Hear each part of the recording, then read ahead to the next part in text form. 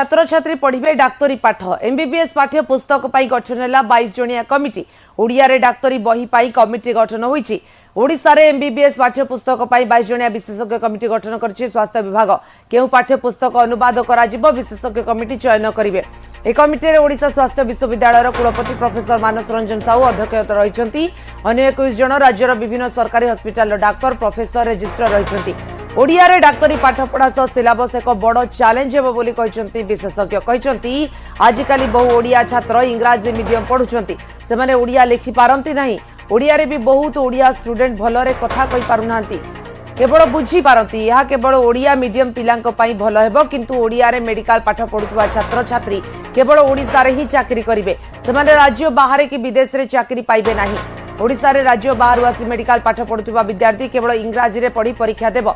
से माने ओडिया रे पढ़ी बुझी परीक्षा देबा संभव नुहे। डाक्टर सूर्य प्रकाश चौधरी कहिसंती यह भले उद्यम ओडिया अस्मितार कथा।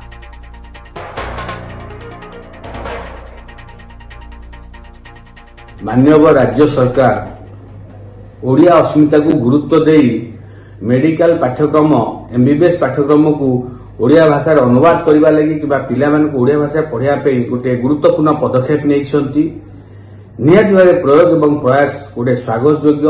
आमे भी आशा करिबा ओडिया भाषार उन्नति पाई ए सरकार भी निष्पत्ति नहीं निहाती भाव में सबु महल समस्या स्वागत करने कथा।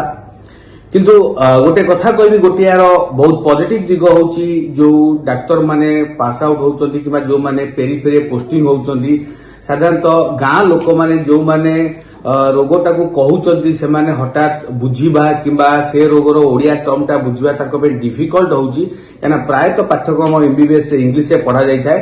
तेणु गाँ गहली अंचल एवं बहुत रिमोट एरिया रे भी शहर भी मु कहबी जो लोक माने ओडिया रे रोगटा कहती कि लक्षण कि सिम्पटम्स प्रकाश करते बहुत समय बहुत डाक्तर को सेटा जानिबा किंबा शिखिबा किंबा हिस्ट्री नबा डायग्नोसिस करबाटा बहुत समय असुविधा होता है। मु तो देखिली नोटिफिकेशन टा देखिली एवं ओडिया रे आमे तो ए पर्यंत अक्वेंटेड हेनु जानिनु आमे ओडिया विषय ओडिया रो माने केते दूर से आम पे प्रযোज्य हम।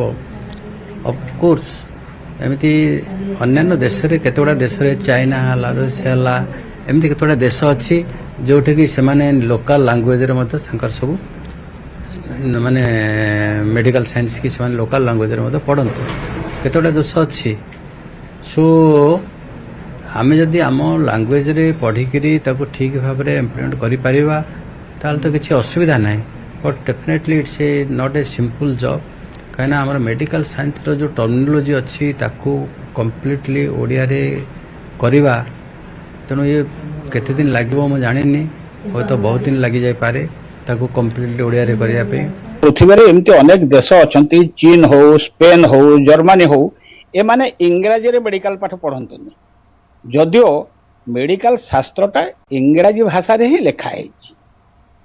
आयुर्वेद बा होमियोपैथी बा से माने कौन पढ़ुचंतु मु कहि परिबिनी किंतु मेडिकल पाठ इंग्राजी पुस्तक मानकर लेखा अछि ताकू सब बेले मेडिकल पाठ को इंग्राजी रे पढ़ा जाए।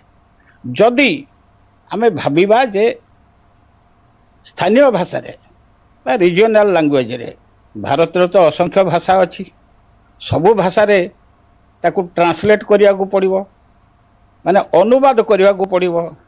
ता छड़ा एभली गुड़िए मेडिकल टर्मिनोलॉजी अच्छी आपणकर मन थो पिला दिने स्कूल रे स्वास्थ्य रक्षा शरीर तत्व ये सब पढ़ा होता किंतु से गुड़ार तार अति सीमित संख्यार थिला। एबे जदि ओडिया रे मेडिकल पाठ पढ़िबा पे कि चेष्टा करा जिवो ताले प्रथमे सबु इंग्राजी शब्दर परिभाषा बाहर करबा निमंते अनेक समय लागिवो। बदली मुख्यमंत्री